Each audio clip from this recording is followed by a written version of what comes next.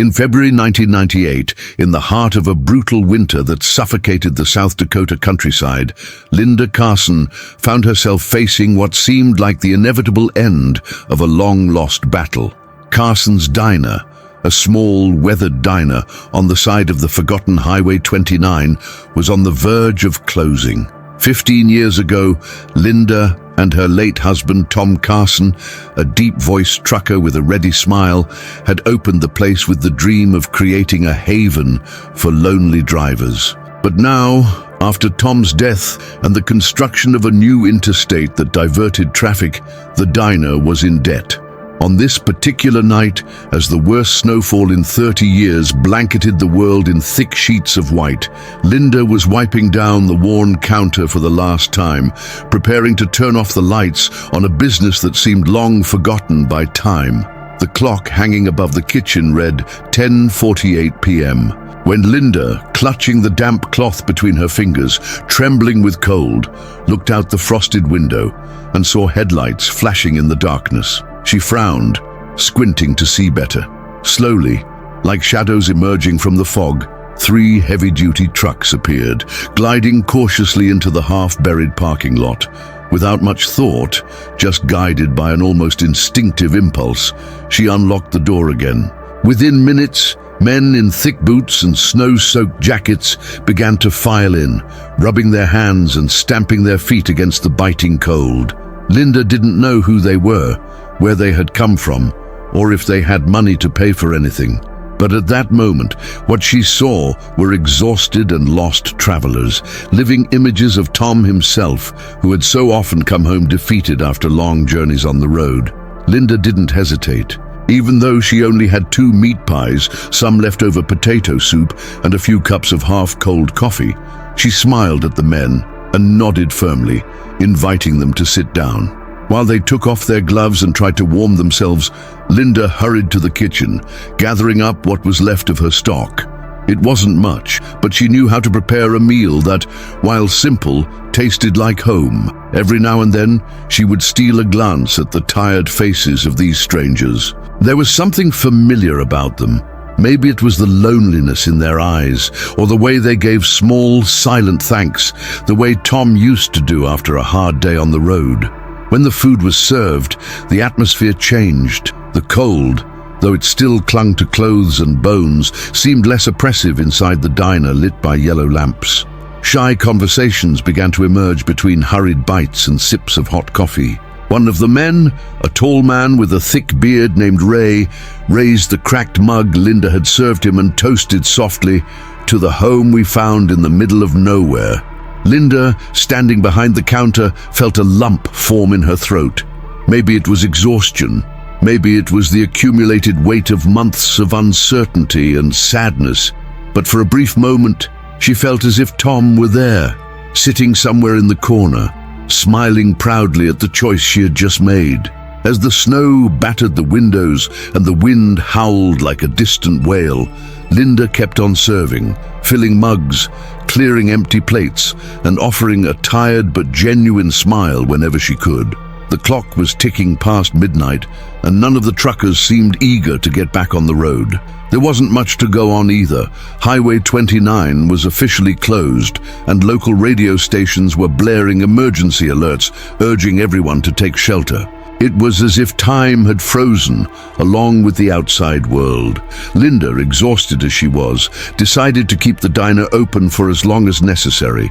In the background, a persistent voice, maybe Tom's memory, reminded her that sometimes you just have to be there for someone in need. Around 2 in the morning, as Linda was discreetly wiping down a table, she heard heavy footsteps approaching. It was Ray, holding an old crumpled trucker hat in his calloused hands. He walked over to the counter and awkwardly placed a few crumpled dollars on the surface. "It's not much, Mom, but it's what I have. We really appreciate it." Linda looked at the money, then up at the man's face. There was a quiet dignity there, a pride that even desperation couldn't seem to break. With a calm gesture, she pushed the money back. "Save this for the next stop," she said, her voice breaking. On that chilly morning, in that forgotten corner of the world, Linda chose something that no amount of money could buy. humanity. When the day finally dawned, the storm still showed no signs of letting up, but the interior of the diner seemed to have transformed into a different place. Some of the truckers improvised small tasks. One fixed the cracks in the doors with cloths to keep out the wind, another helped clean the entrance, while a third tried to tune the radio to catch the news. Linda, watching this spontaneous movement of cooperation, felt a long-dormant flame rekindle within her. For the first time in many months, she did not feel alone in facing the crushing weight of bankruptcy, unpayable bills, and memories of better days. There, in the midst of the chaos, a silent strength emerged that she had not even known she still possessed. That morning, before they left, the truckers gathered near the door. Ray, speaking on behalf of the group, thanked them once again for the hospitality they had received when they needed it most. "We never forget those who lend a helping hand in times of trouble, Miss Linda," he said, as he pulled on his torn gloves. With awkward hugs, firm handshakes and respectful smiles, they said goodbye, promising to return as soon as the road allowed. As the last truck disappeared into the thick fog, Linda was left alone again, her heart torn between the sadness of their departure and a new, fragile hope that was slowly growing. She had no idea that this simple act of kindness, done almost without thinking, was about to change her life in ways she could never have imagined. For the rest of that day, Linda stayed in the diner, organizing the few things that remained in the pantry and reviewing for the 1,000th time the papers piled up in the cash register. The bills that were due seemed to mock her: electricity, gas, back taxes. Each opened envelope was a small stab at the courage she was trying to hold on to. She knew that financially, last night had changed nothing. She had fed these men for free, using up the last of the supplies in the stockpile. Practically speaking, she was even more broke than before. But strangely, the usual despair seemed less oppressive now. There was something comforting in knowing that if this was the end of Carson's diner, at least it would have ended with dignity, doing what Tom had always believed in, taking care of those in need, expecting nothing in return. 2 days later, on Wednesday morning, Linda could hardly believe her eyes as she was moving chairs out the window. First, a few trucks arrived, then more trucks. Soon, an endless line of heavy vehicles filled the small parking lot and the icy sides of Highway 29. She dropped her chair on the ground, her heart pounding in her chest. Unable to understand what was happening, she ran to the door and struggled to open it against the freezing wind. And then she saw them, dozens of truck drivers, many of them familiar faces from the other night, and others she had never seen before, climbing out of their trucks and walking toward her like a force of nature, driven not by obligation, but by gratitude. Ray was at the front of the group, wearing the same worn jacket from the other night, and now with a wide smile on his face. With a simple gesture, he lifted a cardboard box over his head, and the others began to do the same. Inside the boxes, Linda saw bags of flour, canned goods, coffee, rice, beef jerky, all the essential supplies they could carry in their trucks.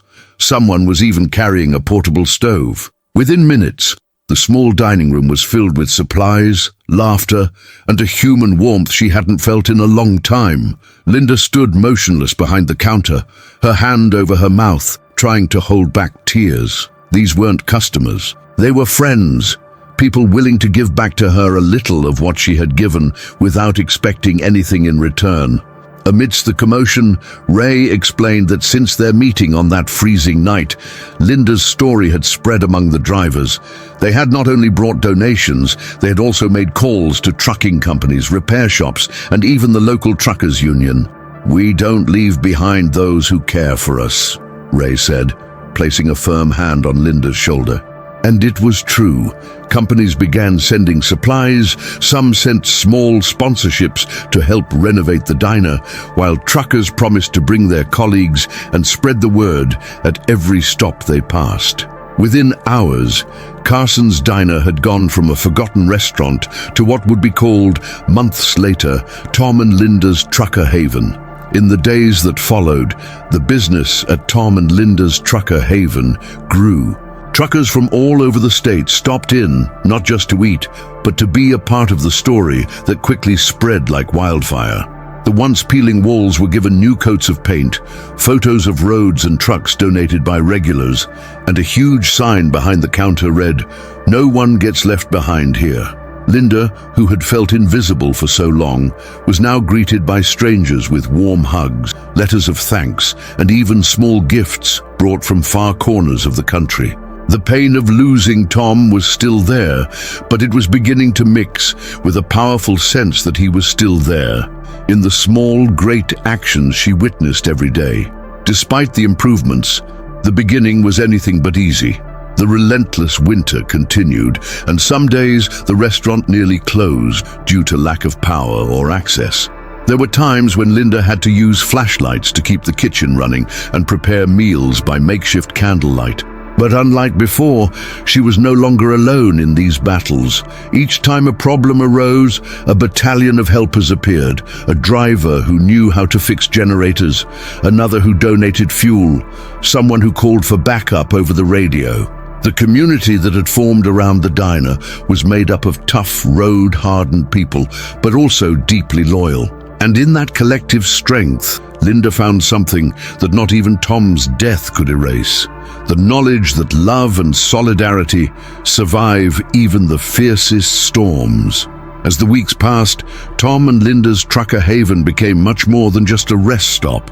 It became a symbol of resilience and friendship. Lonely drivers found not only hot food and shelter here, but also companionship and respect. Stories were exchanged at the Formica tables, and families of truckers made the diner a place to celebrate reunions and departures. Linda, with her worn apron and genuine smile, became the soul of the place, welcoming each new face as if she were an old friend. Sometimes, as she closed the register at the end of the night, she would find herself looking at the empty chair in the corner by the window, the chair where Tom used to sit, and whisper a simple "thank you" into the void, feeling that somehow he was still guiding her. It was on a Saturday, a little over 2 months after that snowy night, that Linda realized the transformation had taken place. The parking lot was full, the smell of freshly baked apple pie filled the air, and the sound of laughter echoed loudly off the walls. As she looked around, she saw faces she now recognized, and it dawned on her: the Carson's diner of old was indeed gone, but not as she had feared. In its place had been born something greater, something that stood the test of time and hardship, something she and Tom had dreamed of without knowing it. And in this new beginning, Linda had not only saved the diner from bankruptcy, but she had also saved herself, proving that sometimes it is in the darkest days that the brightest light shines. Over time, Linda got to know those who had become her closest allies. Ray, the trucker who had led the movement, revealed that he himself had almost given up on the road that winter, tired of the loneliness and hardships. Other drivers told similar stories of loss, longing, and the hardships of life on the road. What happened that freezing night was more than a warm meal. It was a silent reminder that there were still people willing to help without expecting anything in return. Linda had never imagined that such a simple gesture could provoke such a huge reaction, capable of changing the trajectory not only of her, but of so many others who now carried the name of Trucker Haven as a symbol of hope. The impact of the new diner was so strong that a few months later, a small story about Tom and Linda's Trucker Haven appeared in a local newspaper. The story drew attention to the strength of community and how, in difficult times, solidarity can be stronger than any storm. It wasn't long before the story spread across trucker radio networks, further increasing the restaurant's business. But for Linda, the real recognition didn't come from the stories or the accolades. It came from the grateful eyes of every traveler who walked through the door, the sense of purpose she felt with every dish she served, and the knowledge that, even in the midst of the worst blizzard of her life, she had found a new way to keep going. One late spring afternoon, months after the big snowfall, Linda hung a photo on the main wall of the diner. It was an old picture of Tom, smiling beside the first truck they had bought together. Below the photo, a small gold plaque read, "In memory of those who taught us that the most important road is the one that leads to people's hearts." New customers stopped to read it, old customers tipped their hats in respect, and everyone understood, even if they didn't say so many words, the spirit that moved this place. There, amidst the steaming cups of coffee and the shared stories, Tom's memory didn't just survive, it flourished, mingled with every act of kindness, every act of quiet generosity that took place within those four walls. Linda never saw the road the same way again. What had once been just a cold, lonely line of asphalt had become for her a living stream of human stories, of encounters that changed destinies. Life at Tom and Linda's Trucker Haven was not easy. There were hard days, losses and challenges, but there was also a strength she knew well, the ability to start over, to build something good even on ruins. And so, night after night, between coffees served and good laughs, Linda Carson continued on her way, not as someone who had lost everything, but as someone who, in the midst of the worst storm, chose to believe that sometimes reaching out is the first step to changing the world.